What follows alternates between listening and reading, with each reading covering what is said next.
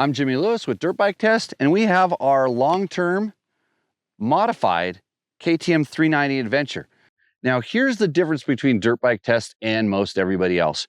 We don't just send the bike to the catalog shop, get some fancy stickers and a bunch of stuff that doesn't work. We complain about it in our first test. And if you haven't seen our first test, go back and we have a few complaints. So we've spent a lot of time now addressing those issues, getting this bike to work like we wanted it to. So in that, one of the biggest things is our original video, we kind of said, hey, this is an adventure beginner bike, or, you know, a bike for new riders. So one of the things that we kind of got picked on for was, it's like, hey, I'm a seasoned rider. I'm an experienced rider. I'm just looking for a little bit smaller adventure bike. Maybe your legs aren't so long. Maybe you're not strong enough to pick up a 600-pound adventure bike. You're looking for something a little bit smaller. And yes, we know that this bike fits those needs, but in stock form, it's not a bike that's good for really advanced riders. I mean, frankly, there's a lot of stuff in this that's, we'll call it lower performance, but this is the stuff we kind of set out to address. But all the time realizing that, hey, if you are that rider that's going to grow with it, even if you start at beginner and start going to a little bit more advanced, this bike is a good platform. And this is why these modifications actually might make a big difference for you. So I'll kind of go in the order that we complained about stuff, or maybe the order that we actually added stuff to the bike. So one of our biggest complaints was the foot pegs. So the foot pegs in the stock bike are actually canted forward. They're angled down because it's the Duke 390 platform, which is a street bike where you're always sitting down, and those angled forward foot pegs make the riding position kind of awkward. Black Dog Cycle Works was one of the first ones to come to the table with a leveled out foot peg. So they've adjusted the angle, so now the foot pegs are flat. And trust me, this makes a huge difference. Not only are the foot pegs a little bit wider and a little bit longer, they have better cleats on them, so they're a little more aggressive. And I'm pretty sure underneath one point of them, there might be a little thing you can open your beer bottle on. So, you know, when you're out done with your adventure ride, you can clip it on there. They're billet aluminum, really nice parts. Huge improvement. So right away, that fixed one of the biggest issues with this bike that is kind of difficult to fix. KTM in their shop actually welded some foot pegs for us, but those weren't available. It was just kind of to test them. Then these came onto the aftermarket. So number one problem gone. The other Black Dog product that we have is their massively heavy, super strong, durable skid plate. Now, and this is like a double-edged sword. Yes, it's heavy, but it's also very durable, unlike the stock one, which we broke a couple of, just from rocks flying up and hitting them, not really from that aggressive of riding. This thing is bomb-proof. This is the normal for Black Dog's products, the skid plates specifically. They're overbuilt. They're designed to take a hit, even though on an adventure bike, you probably shouldn't be taking those kind of hits, but they're tough and they're sturdy. It didn't really affect the handling at all on this bike. A lot of times the stiff skid plates can change the handling. This thing was really good. A little complicated to bolt on, but once you get it all bolted on, it's easy to get it on and off to do things like change your oil. So another really good product from Black Dog. And we've used it a few times. And it's funny, you're riding along, you can hear the rocks going ting, ting, ting when they fly up off this thing, instead of crack, break on the stock one. So problem solved there. The next one, and this is where it gets really pricey, is the wheels. So the stock bike comes with a spoked wheel, or a mag wheel, essentially. It's not spokes, it's a big giant spoke, and a few of them. And the wheels are a little bit soft, even though I'm told the wheels we get in North America are actually a little bit stronger than the world bike wheels. But they bend rather easy if you hit something you don't expect. So with a tubeless setup, that means you leak your air out. So we went to WUSA. They make wheels for race teams and really high-end stuff. And we said, hey, we want to make these. Well, guess what? There's no hubs available. So we had to get hubs off of the Smart Pillin, I believe it is. It's the Husqvarna bike. And they have the Cush Drive rear hub and the spoked front hub. And we were able to take those, and W mounted on this a little bit wider than stock rims, not much, but way stronger, with really nice gold spoke nipples and strong spokes. And these things have been bomb proof. This is actually, it did make a little bit of a change in the handling of the bike, believe it or not. If for some reason, and they're a little bit heavier than the stock wheels overall, but it just seemed like it gave the bike a little bit more precision. And we actually noticed it on the road when we were kind of carving some corners. Onto the tires. The stock tires sort of get the job done. Right away, we switched over to Kenda Big Blocks. We are super happy with the Kenda Big Blocks. They make them in the right sizes for this bike. And it's that perfect mix of super ability on road. In other words, you can lean it over and get really close to dragging foot pegs and doing all that stuff without the bike getting sketchy. But off-road, it delivers traction, and you're not going to just lose the front end in the sand and or just start spinning wildly, especially when you come on the brakes. The Kenda Big Blocks are kind of that good, really good 50-50 tire. And they, on this bike, they're lasting a long time. And usually when we're riding it, we're kind of being screwed off and really spinning it and playing around because it is a playful bike. So that's the wheels. I don't even want to talk about the price. I think it might be like, you know, a couple $1,000s for these wheels. And I promise you, if KTM comes to the table with the Adventure R version of the 390, it's probably going to have spoked wheels on it. So we got a head start on this. Next, everybody always says, well, I want more power, more power, more power. And I get it. This bike is actually pretty good stock. It's got a really smooth linear power delivery, very friendly, easy to ride. But of course, we wanted more.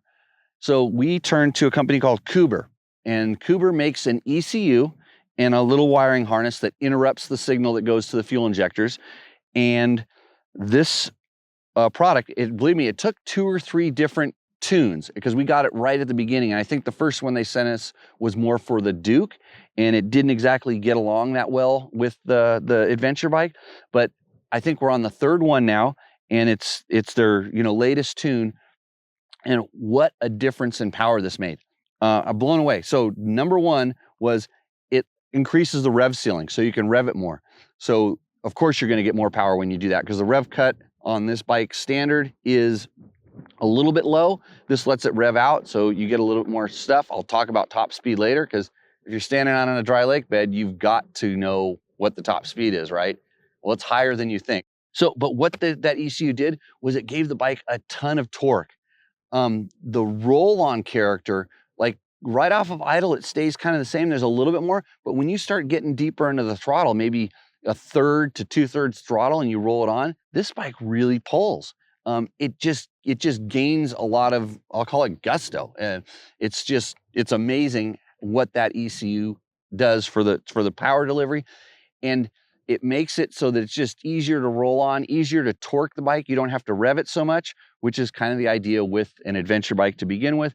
It cruises comfortably at 70 miles an hour on the road. I mean, you're a little bit deeper in the throttle than you would be on a bigger bike, but it goes nice. It's in the meat of the power, and you can still accelerate at that point. So really good thing. The only problem with the Kuber ECU is that the bike is a little difficult to start. It like it'll start and shut off and start and shut off. So it seems like there's some calibrations going on startup. And so we usually just start it and kind of rev it a couple times, and then it would be okay. But for the first 2 or 3 starts, it may just start and stall and start and stall. Kind of a little thing, but I'm sure they're working on it back wherever the Kuber comes from. I think it comes from Austria. So that was a good improvement. And then we start going, what else did you complain about? Well, the handlebars were a little bit low. And so we ended up raising them up using some bar risers off of a KTM EXC. And we put a slightly taller bend of Fast Company Flex handlebars on. So the good thing is I've never met a bike that didn't like Flex handlebars. That's a personal thing for me, but they add a little bit of suspension up to the handlebars. They've got the right bend for me. You know, there's a lot of different bends you can get from Fast Company from, 14, 16. I'm running the 12-degree bend currently, and just raises the rider compartment up, and it doesn't get too tall when I sit down on this bike, which is kind of a low seat. If there's one thing I want to do is maybe get a slightly taller seat, but this bike isn't really for me. I ride the bigger bikes all the time, but most of our riders are really happy with the low seat, and we didn't get carried away with our seat, our handlebars getting too high for riding in a sitting position. So the flex bar is really good. The stock mirrors are junk. just throw them away and get yourself some of these double take ones. They are super adjustable. They don't vibrate, and you can actually see what's behind you, and they don't fall out of the mounts like the standard ones do. So another really good setup that we fixed a problem with. Then Rottweiler Performance had a couple bits for us, and there's some protection down here at the frame rail. And what's cool about this piece back here, that it's a guard that replaces the stock plastic one. It's made out of aluminum. It's also an attachment point for the saddlebags. So they have the foot peg guards, or frame guards as we like to call them, and they also have one up at the headset that stabilizes this whole instrument cluster. Now, on the bigger KTMs, this part up here is really important. So we put it up here as a preventative measure, because there's nothing worse than having your instrument cluster rattle itself to death and break out in the middle of nowhere, because it's hard to fix. So this is a preventative measure. I don't know if this bike has that problem, but we have been riding it a little bit hard. So, and everything's staying in place. So it's working so far, which is good. And the next thing I'm going to talk about is saddlebags. So we were thinking about different luggage options, and most of the time we're just kind of skirting around this thing quick. We got these TourTech waterproof bags that basically strap on. There's two straps that go over the top, one around the back. It takes you about 20 or 30 minutes to get them set up, and then they're like a couple minutes to get them on and off the bike, especially with the little Rottweiler mounts to affix it to. They are totally waterproof, because we've ridden this bike in the rain. Well, it doesn't look like it ever rains out here, but we rode them in the rain, and our stuff that was in the bag stayed dry. Unfortunately, the stuff that was on the back didn't. Nice night that was for somebody. Anyways, really nice little product, pretty durable. We used a giant loop muffler protector on the exhaust side, because the bag does kind of hang down there, and when it's loaded, it can touch it. So we have a heat shield over the top of that. TourTech makes one of those also, but you want to be thinking about that. But overall, you can ride pretty aggressive and have a lot of stuff in here and do really good. You know, day trips, small campovers, you can kind of put your other stuff up here and get most of your essentials in there, and you are set for an adventure. And I think that's pretty much all of the modifications that we did to this bike. And they all kind of addressed some sort of an issue. Now, I've heard a lot of people complain about the suspension being too soft. And my answer to that is, you're riding the bike too fast. If you think the suspension is too soft and you're bottoming out, which isn't that hard to do on this bike or any adventure bike, you've got to be careful, because not only is it bottoming out, you're starting to bend and break other things. Now, we've bottomed this bike out a lot. We've let a lot of the younger guys around the camp ride this thing. We've seen them do crazy stuff on it, and everything's holding it together, but they also know I will jump on them if they start breaking stuff. We added a little bit of oil to the front forks when we changed the fork seal. We had some issues with the fork seals going out. So we added some oil to the forks. That helps. We run the clickers a little bit on the stiffer side. And for most of our bigger riders, we would like a bigger spring, but the smaller riders find this bike to be just fine. And the only other problem we've really had with this bike, and it's had to go back to KTM a couple times, is we had some issues with this instrument cluster. And we were not really sure in the beginning why. It started saying ECU failure and a couple other things, but we were also plugging a ECU interrupter, the Cooper thing, into it. So I don't know if that had something to do with it. One time it just completely fritzed and stopped showing any information. But the good thing was the bike always ran and would work. So we had some connectivity issues, and it has to do with a bad ground in the frame that could have been causing some of those problems. And the other thing that's kind of annoying is that every time we would shut the bike off, we would have to rearm the motorcycle traction control or disarm it, the motorcycle traction control and the ABS. So what you want to do, if you don't want to have to do that, is make sure that your ground wires on the bike are connected, and that'll help most of the time. Make sure you have a good, strong battery. We have a Shoari battery in this one right now, and it's been doing great. The stock one we thought might have been an issue, but it didn't really make a big difference in the cranking, but we put a good battery in just to make sure that wasn't a problem. But our final go-to was, because most of us were riding off-road and we don't really want the ABS, is we disconnected the ABS sensor off the rear wheel. So we just unbolted it, pulled it out, and zip tied it off to the side so it's there.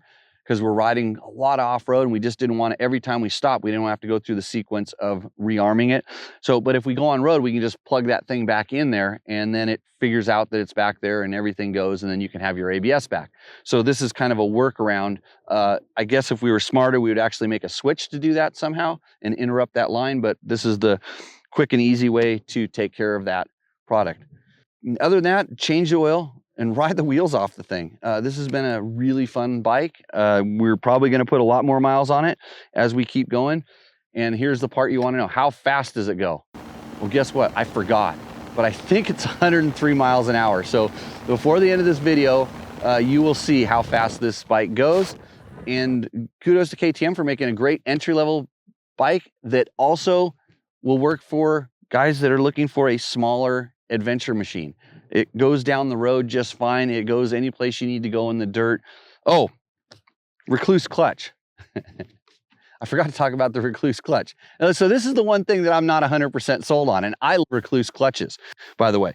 So KTM, it's a KTM hard part thing. It's designed primarily for the Duke, and most of our beginner riders were completely happy with the Rekluse clutch. In fact, a lot of them didn't even know it was in there. They would actually work the clutch like normal and then realize that, hey, I'm not stalling. So it does that.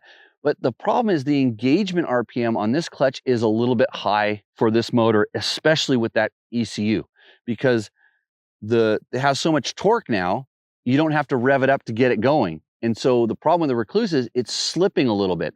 So we actually took the Rekluse and put the softer springs in so it engages a lot earlier, but it's still not early enough for me. If you understand how the Rekluse works and you can feel it, you'll actually not slip the clutch by, revving it a little bit higher and keeping it engaged. But it's really easy to ride around in fourth gear at like 10, 15 miles an hour, and the Rekluse will do all the work and slip a little bit. So if you're not familiar with that, you can fry your clutch. I would like to get either heavier wedges or even another set of softer springs to put in there. But this is something that's ongoing, and we may actually just take it out and wait till the real perfect fix comes. But that's my only gripe with that. So hope this helped you out. If you have any questions, comments, concerns, leave them in the comments below. I didn't pronounce the name of the company that builds this for KTM because I got in a lot of heat last time. And other than that, we'll see you out in the trail.